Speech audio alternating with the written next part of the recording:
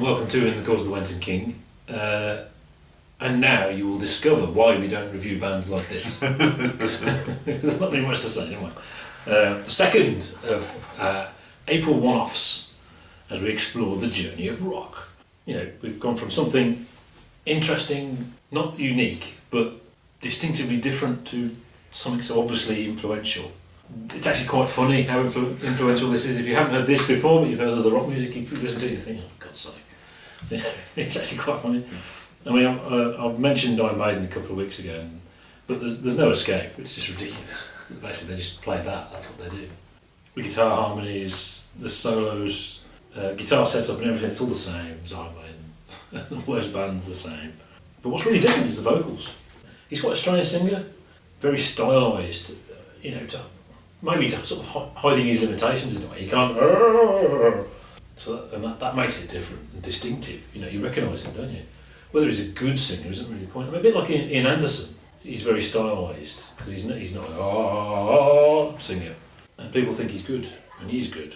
There's a lot of songs on here, but you know, this is the famous live one, live but not live allegedly, and it kicks ass. It is that kind of album. Yeah, rock. It's one of those live albums. One of them. Yeah, all those great songs like Jailbreak. And The Boys Are Back in Town. And The Boys Are Back in Town. Yeah. I mean, I think what this album proves is that probably Thin Lizzy, they didn't achieve what they could have achieved, if you know what I mean. I mean, this sounds good. Yeah. Yeah. It does sound fantastic, and it's sort of like one of the best live albums ever, sort of thing. Mm. Yeah, and there's a bit of controversy about how they got that sound, whether there was, you know, lots and lots and lots and lots of overdubs, or just lots and lots and lots of overdubs, or lots of overdubs. But yeah, it's what can you say apart from that, really? I think maybe you're right in that this was they're out there now. They've had a few years. It took a few years, but I mean, what you do if you're a band that, you know, it's all about the live performance. Yeah. In an era when it's all about albums. Yeah. It's actually a little bit on its head now, you know, live performance is key at the moment. Yeah, yeah. Where Thin Lizzy would probably do better today, but in an era where albums are dominating things, and you know, albums make themselves on album sales, and they can't get, I don't know, they just for some reason, maybe they didn't find the right producer, or I don't know, they just couldn't do it. Everything was there, you know, there's nothing terrible about the guitar playing, it sounds good, it sounds like, you know, it's as good as other bands that did better, and yet for some reason they just didn't, you know. Yeah, I mean, rock music is a live thing. It's this visceral thing that happens in a room, the sound of it, and a record isn't that. It doesn't matter if it's a live album, it doesn't matter if they've overdubbed it, because that isn't it. Not really, that's not live, that's a recording. And I suppose what prog does is tries to say, well, let's do a thing with this, rather than pretending it's live, which isn't, I suppose, or some of it anyway, you know. But you know, this sounds like what everyone thinks rock music should sound like. Yeah. Cleverly put together, and only put together because Tony Visconti wasn't free to do a full album. So they said, well, let's just record some shows and then we'll just put some live stuff together. And supposedly, Phil Lynott recorded all the vocals, re-recorded all the vocals, so both guitarists said, well, we record our guitars as well. But I don't think it all is. There's moments I think are genuinely live. Yeah, well, they dispute it, don't they? They say, well... Yeah, it sounds like it was off-the-cuff things said at the time, yeah, and which they now regret, I think. Or maybe or it is true and they play it down now. I don't think Boys Are Back in Town, I don't think that's overdubbed. That's probably the only song on there that I think is not better live, actually. You listen to the vocal performance, it's brilliant, obviously it's good, but it's not as good as the studio one. So I reckon that is genuinely live vocals. But yeah, I noticed, I was looking for, because obviously they recorded, this is actually supposedly Hammersmith 76, Toronto and Philadelphia 77, Southbound is supposedly actually from a sound check and they dubbed audience on it. So there's lots of live stuff there.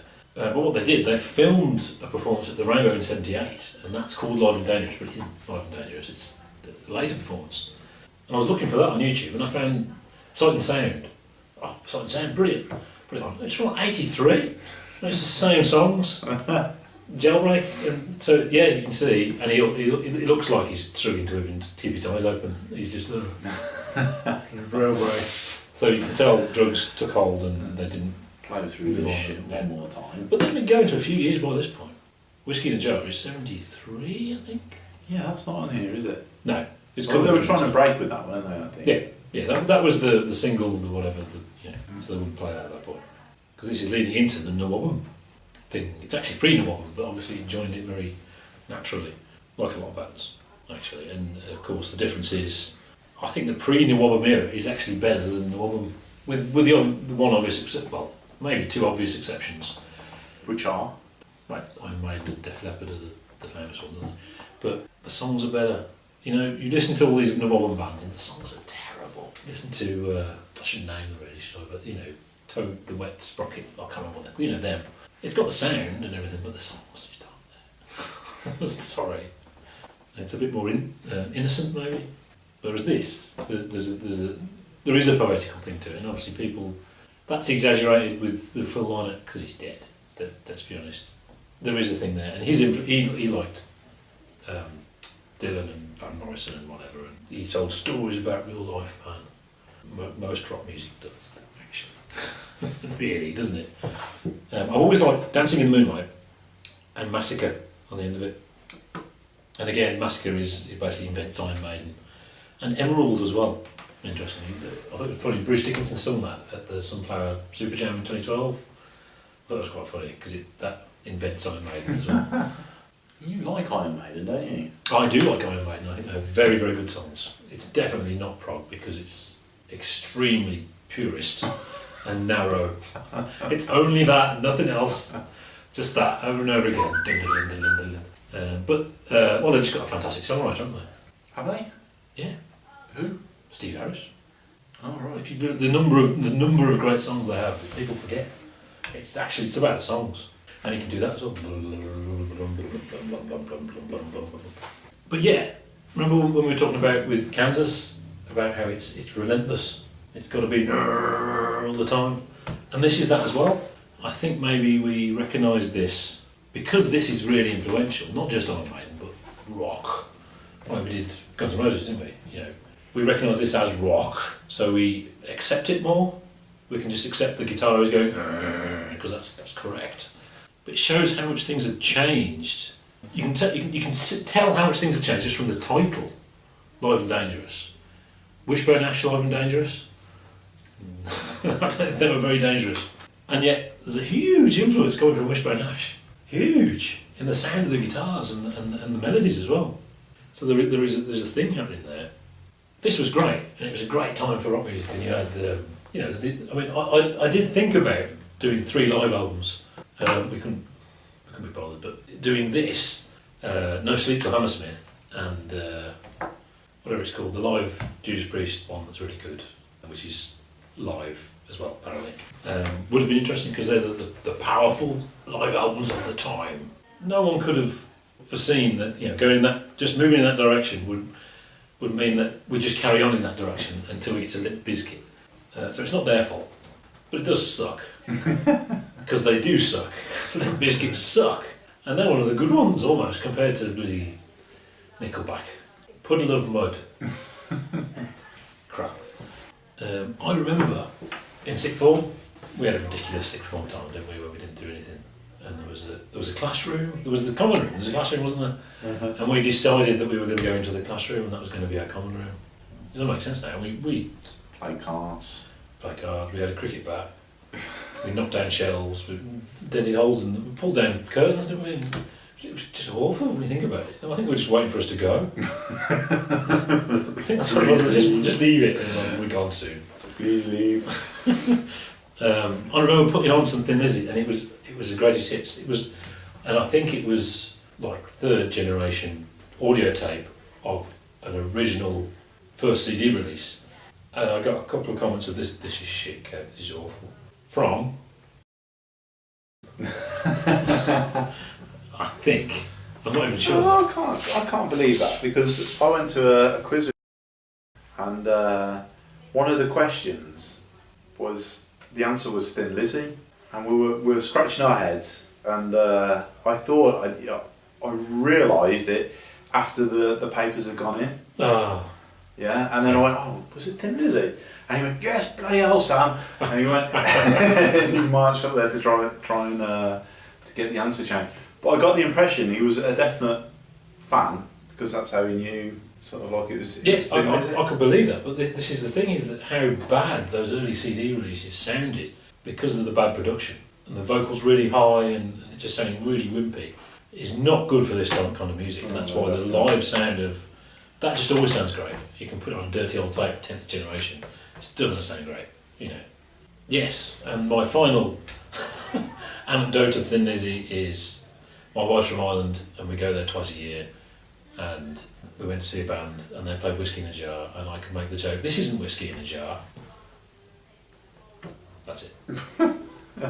So yeah, it is 5 eggs, but it doesn't mean anything. You know, I mean, to give it 5 eggs, and then how many times have I listened to this? Maybe 3 times. I've had it for about 10 years. But it is brilliant. You know, Phil Lynott was really talented, and drugs took over, etc., and they were a great band, and all that stuff, and they're really influential. But that 5 eggs doesn't really mean anything to me personally. I think, yeah, okay, it's 4 eggs for me. Everybody else in the world is 5 eggs. Yeah, I'll agree with you there. Another 4-egg album. Yeah. I mean, as I said, the interesting thing is about how everything can be there, but still success is elusive. Yeah, I mean, it's quite ineffable, isn't it? Mm. I mean, this was their high point. Yeah. But it never really turned into sort of world domination or anything like that. I mean, this should have gone down great in America. They should, you know, be touring in America endlessly, because they've got that. Didn't they? Well, maybe they should tour America on a bigger scale, sort of like Kansas. If Kansas can go around touring. I don't think they did the full-on stadium. Yeah. Lunacy. But I mean, what's so different? Yeah, why not? Yeah. But I think drugs is the answer. There is a little bit of an early Thin Lizzy story. I think before Whiskey in a Jar was he almost split up Deep Purple in that Richie Blackmore wanted to play with him and wanted to nick Ian Pace to form a power trio with Phil Lynott singing, and it's never been quite explained why they didn't do it. It was called Babyface because Ian Pace looked really young. And people said, well, maybe his bass playing wasn't good enough, and perhaps it was really because he wasn't focused enough. And through necessity, he had to be focused to get there, but maybe drugs and whatever was that was what it was. So yeah, live and dangerous, and rock music just got worse and worse. But this was great. So yeah. We can cross Thin Lizzy off the list now. Yeah, we've done that. Sorry, not doing anymore. Finished, and Wishbone Ash as well. Yeah. Yeah, so catch us next week. Back to normal service has been resumed. We're back to stuff you would think we would do, and we're going to do 3 albums, but we're not going to tell you what it is because it's funny. Ha ha! See you next week.